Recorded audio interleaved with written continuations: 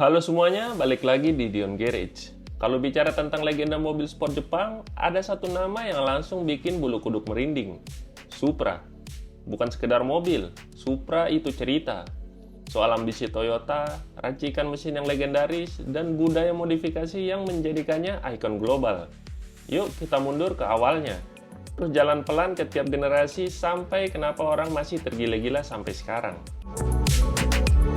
Lahirnya Supra, dari Celica sampai jadi legenda. Supra lahir bukan dari sekedar keinginan, tapi dari kebutuhan pasar yang jelas. Pada akhir 1970-an, pasar Amerika Utara ramai dengan coupe sport seperti Datsun atau Nissan Z-Car.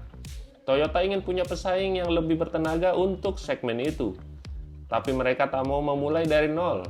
Solusinya, ambil basis Toyota Celica, perpanjang kap depan, dan masukkan mesin 6 silinder inline. Jadilah Celica Supra, yang pada akhirnya berdiri sendiri sebagai Toyota Supra.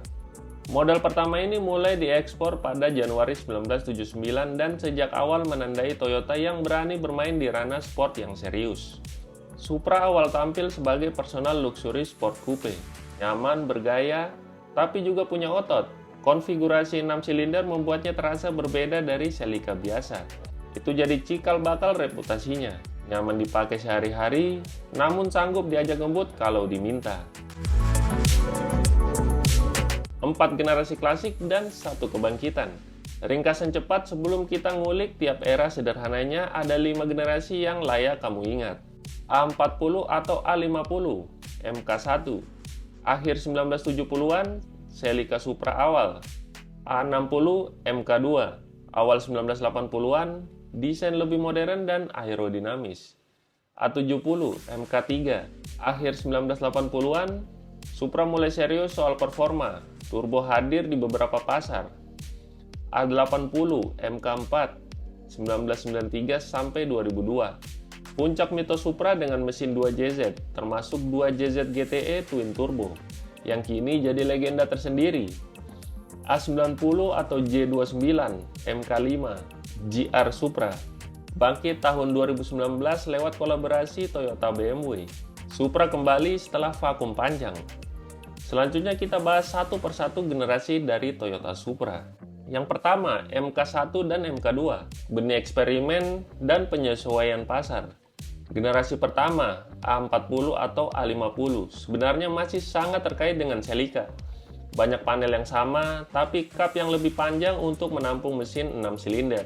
Toyota menawarkannya sebagai pilihan yang agak mewah dibandingkan Celica standar. Lebih bertenaga, sedikit lebih eksklusif, model ini mulai dipasang di akhir 1970-an dan diekspor pada 1979. Lalu MK2, A60, muncul dengan bahasa desain yang lebih modern untuk era 1980-an. Garis lebih tegas, sudut badan lebih tajam, dan opsi teknis yang meningkatkan kenyamanan serta handling. Disinilah Supra mulai memantapkan dirinya sebagai coupe yang bukan sekedar tampak bagus, tapi punya substance. Yang kedua, MK3 A70, mulai serius soal performa. Memasuki akhir 1980-an, Supra generasi ketiga atau A70 membawa perubahan nyata. Lebih fokus ke performa, mesin 6 silinder beragam varian hadir untuk pasar berbeda, termasuk opsi turbo di beberapa negara. Ini tahap di mana Supra mulai dilihat sebagai platform yang bisa dikembangkan, baik oleh pabrikan maupun para penggemar modifikasi. Pada era ini, Supra mulai masuk ke dunia rally ringan, balapan mobil, dan tentu saja ke dalam kepala para tuner, karena basisnya yang relatif solid dan ruang modifikasi yang luas. Yang ketiga, MK4 atau A80, puncak legenda. Kenapa 2JZ begitu suci? Kalau ada satu kata yang dipakai penggemar ketika membahas Supra generasi keempat, itu adalah 2JZ. Mesin 3000cc inline 6 yang dipakai Supra A80, termasuk versi Twin Turbo 2JZ GTE. Mempunyai blok yang sangat kuat, kepala silinder berdesain bersahabat untuk boost, dan potensi tuning yang luar biasa. Hasilnya, Supra A80 jadi kanvas bagi modifikator. Dengan modifikasi yang tepat, mesin ini bisa melahirkan tenaga yang jauh melampaui angka standarnya tanpa mudah rusak. Itu alasan praktis kenapa Supra menjadi ikon tuning global. Selain soal mesin, A80 adalah titik di mana Supra menonjol karena teknologi, handling yang di-style serius, aerodinamika yang diperhitungkan, dan fitur keselamatan yang pada masanya cukup maju. A80 yang menempatkan Supra di spotlight budaya pop, film, majalah, komunitas JDM, dan sebagainya. Yang keempat, vakum 2002 sampai 2019. Kenapa Toyota berhenti produksi? Produksi A80 berakhir pada 2002. Alasan berhentinya sederhana, pasar berubah. Minat terhadap coupe sport tradisional menurun. Biaya pengembangan untuk tetap mematuhi regulasi emisi dan keselamatan makin tinggi. Dan Toyota memutuskan fokus ke segmen lain. Selain hampir 2 dekade, Supra hidup sebagai legenda di komunitas. Tapi tak lagi diproduksi baru sampai akhirnya kebangkitan terjadi. Selama masa vakum itu, citra Supra justru menguat. Unit-unit lawas menjadi barang koleksi. Harga pasar mobil bekas naik untuk contoh-contoh terbaik. Dan mitos 2JZ makin membumbung di forum-forum tuning.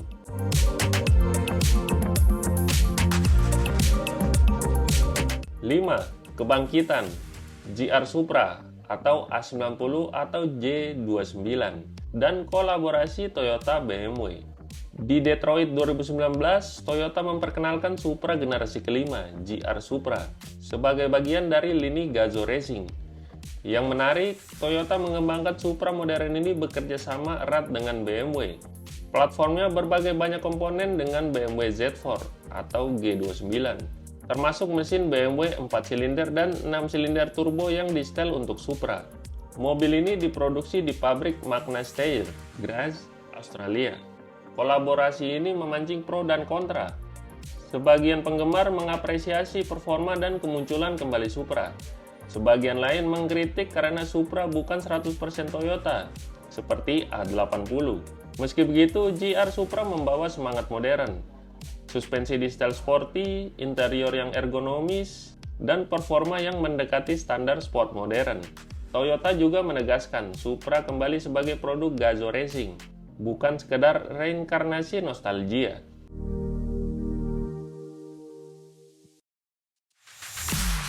Supra di kultur populer, film, game, dan komunitas global. Supra mendapatkan lonjakan ketenarannya lewat budaya pop. Paling ikonik mungkin adalah perannya di franchise Fast and Furious. Unit A80 Orange milik karakter Brian O'Connor, jadi simbol budaya tuner generasi 2000-an. Selain itu, Supra sering muncul di video game balap, majalah otomotif, dan tentu saja forum JDM. Semua itu mengubah Supra menjadi benda kolektif. Bukan cuma mobil, tapi juga simbol identitas bagi para penggemar JDM dan tuner. Kenapa orang tetap tergila-gila pada Supra? Mesin yang legendaris, terutama 2JZ. Kuat, tahan banting, dan sangat tunable. Ini alasan teknis utama. Desain dan feeling berkendara. Tiap generasi yang punya karakter. A80 terasa monumental, A90 modern dan tajam.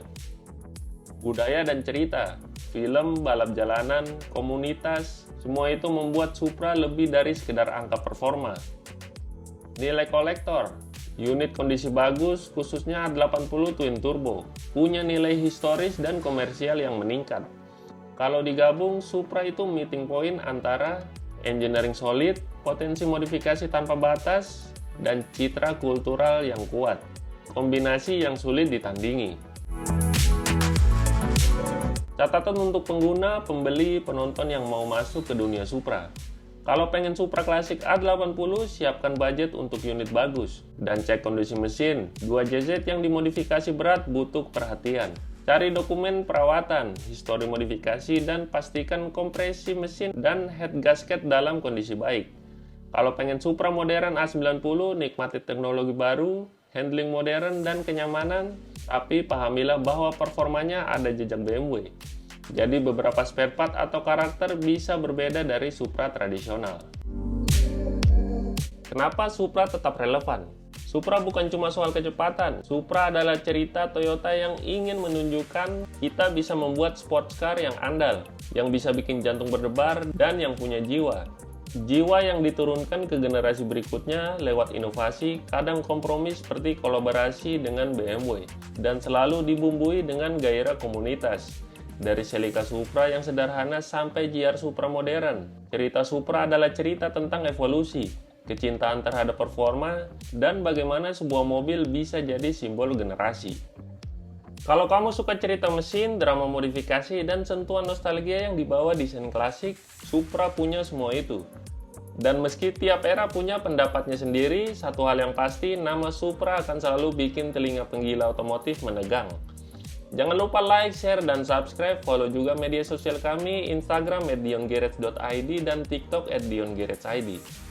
Sampai jumpa di video berikutnya. Peace out.